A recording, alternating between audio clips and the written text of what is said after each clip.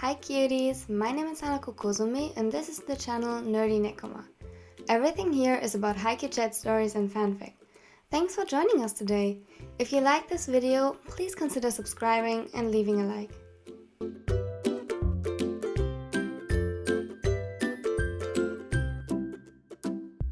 And with that, welcome to the Bottoms Get Sick/Injured Part 5. Today's video features the ships TsukiYama, KyoHaba, and OsaSuna. Again, I got a little bit carried away towards the middle. Content warning for drowning, but besides that, I hope you enjoy it.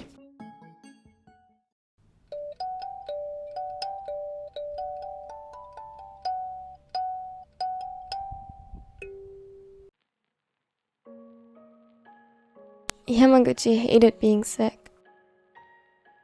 Not that anyone would particularly like the feeling of a pounding pain in their heads, senses dulled as if one was underwater, and fitting that, a limited ability to breathe through a stuffed nose. But Yamaguchi hated, despised it more than most people. He was predisposed to headaches and pain in his ears because of some anatomical shit that caused pressure to build up faster. A simple cold could easily leave him in pain, and it was torture, bearable but still torture.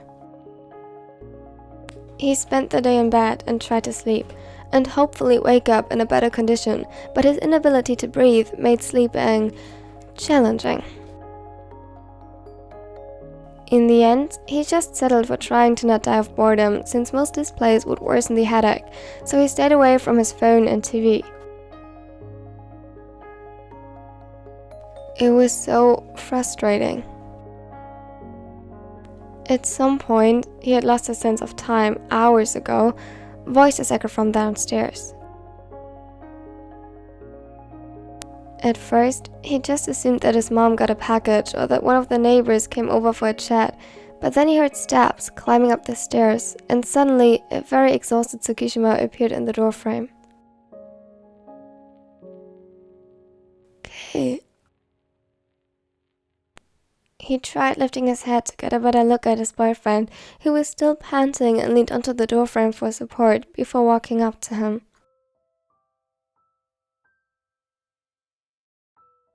Did you run the whole way here? He nodded wordlessly, and his eyes met Yamaguchi's before scanning him from head to toe. Are you okay? Why weren't you... Deep breath. In school. I'm sick. He grumbled the words in frustration. Tsuki reached his hand out to touch his forehead, acknowledging with relief that he had no fever, and gently brushing the sweaty strands of hair out of his face. What do you need? Nothing. I'm fine. Tsukishima's eyes narrowed. Tadashi. He knew him since they were children, and was very well aware of how much Yam suffered from being sick. It wasn't fair. You can't stay here, or you will get sick too. I'm willing to take that risk. Come on, tell me what you want. Yamaguchi sighed in defeat. Fine, don't tell me I didn't warn you. So? The smaller looked at him with big, glossy, puppy eyes. Cuddled? Tsuki chuckled as his heart positively melted at the sight. Alright, cuddles it is. Yams moved over to make space for Tsuki and hit his face against the tallest chest as soon as he laid down.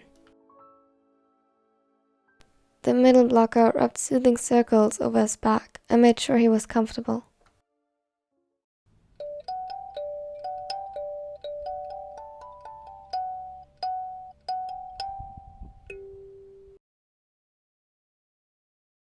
Wait! Let me down! No! I can't swim! His body collided with the water surface. The tension broke, and a sudden cold surrounded him everywhere. Waves collided above his head and pulled him under. In the clear pool water, he could see the people above him talking, swimming, and simply having fun while he was fighting.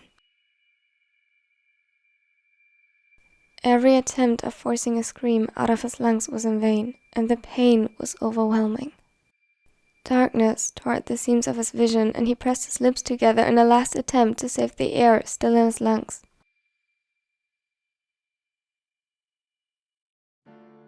Hey, where's Shigeru?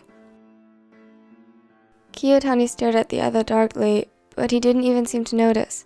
He was too drunk to understand him. Oh god, what in hell was he doing here? Shigeru had been invited to this stupid party by a classmate and couldn't say no, so he begged Kiyotani to accompany him. Turns out, someone managed to get their hands on some alcohol and everything went down from that point on. From his perspective, the people around him got progressively dumber, not that they were very smart to begin with. Oh hey, your friend took a little dive into the pool. His blood ran cold. When? He stammered and backed away. A minute ago or so. Fuck. He sprinted towards the body of water, searching the surface frantically before his eyes landed on a shadow near the ground. Fuck. He placed the drinks he had gotten for them carelessly aside and jumped into the water without hesitation. As fast as he could, he swam to Yahaba's side. Relief watched over him as their eyes met. He was still conscious, but it was gone just as quickly upon seeing the fear in Shigeru's eyes, the panic and horror. His lips were almost white with how tightly he pressed them together, and his hands clenched around nothing.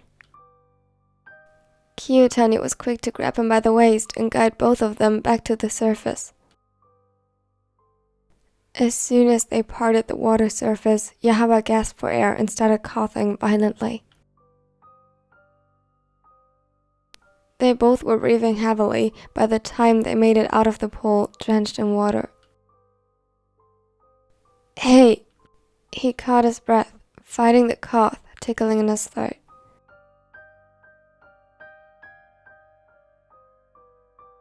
We're sorry. Did none of you idiots see that he fell in? That he was drowning? You invited him here. Take responsibility. He was on his feet in no time and ready to... He didn't fall. We're really sorry. We didn't know. What? What was that supposed to mean, he didn't fall? They pushed him? Threw him? Kiyotani's vision turned red. He clenched his hands into fists and... Kentaro? He gulped. Yahaba's voice sounded so fragile and broken. When he turned around, he was met with tired eyes and his arm halfway extended in his direction, fingers reaching for him. Shigeru needed him right now. He threw another scorching glare at the idiots that hurt his Shigeru, before lifting his boyfriend seemingly effortlessly into his arms. Don't worry. I'm here. You will be alright. Yahaba sighed. I know. He let his head slump against Kiyotani's chest, who felt a familiar heat rising to his cheeks. Yahaba meant the world to him. He was his world, and that he trusted him so much filled his world with light.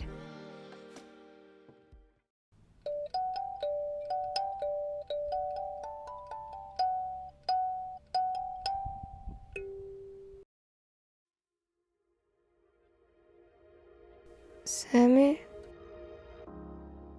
Suna blinked tiredly up at his boyfriend, who carried him up the stairs to his bedroom. Hey, don't worry. You're home now. I'll take care of you. What is? Osamu looked at his boyfriend with a concerned frown on his face. As cute as he looked, confused and all flustered, the fact that he was obviously sick made him worry. He gently placed him on his bed and helped him to change into something more comfortable. How couldn't he notice that he had a fever? Did Suna notice? He must have, so why didn't he say something? The Ravenet wasn't known to be the most ambitious when it came to basically anything, including but not limited to volleyball. So why push himself? You really scared me there, you know? I did? He looked at him surprised, while Samu tried to tuck him into bed, earning him a whine as he wrapped the blanket tightly around his boyfriend.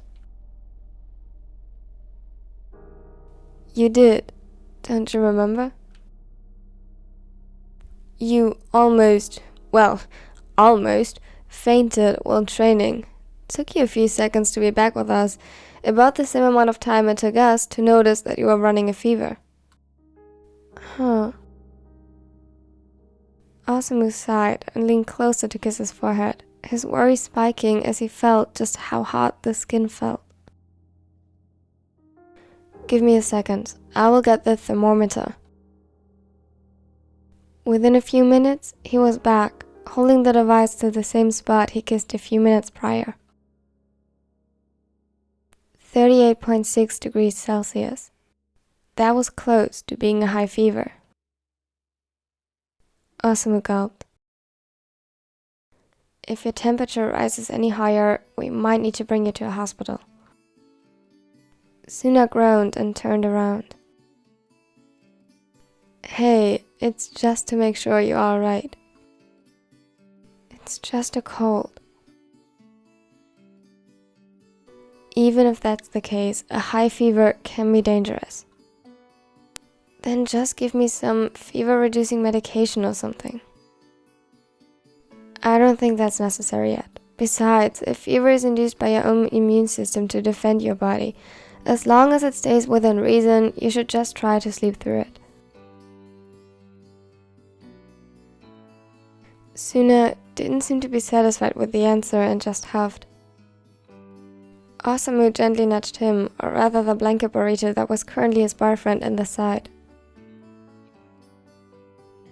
The good thing is, that means I'll have to stay here to keep an eye on you. He expected a snide remark or teasing comment, but instead, Suna turned to face him again. He freed his hands from the blanket and reached for Osamu with pleading eyes. The other chuckled. How come you're only this clingy when you are sick or exhausted? Are you saying you want me to be sick? There it was. No, I'm just saying I like it when you're clingy. But don't worry, as soon as you get better, I'll show you my tricks to get you exhausted. Suna blushed, and it was hard to tell if it was because of the fever or not.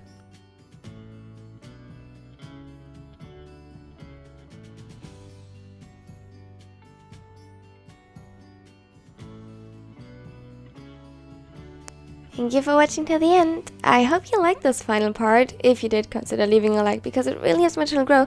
And if you don't want to miss out on anything in the future, consider subscribing. Maybe because I plan some obviously very awesome projects. And this is also what I wanted to ask you guys. I wanted to do kind of a similar series with nightmares and the tops getting sick because, I don't know, I thought both would be cute. Tell me, what do you think of this idea if you want to see something like this? I'm actually especially excited for the Nightmare series, and yeah, tell me if you like it. And now I hope you have a wonderful and amazing day. Happy Pride Month!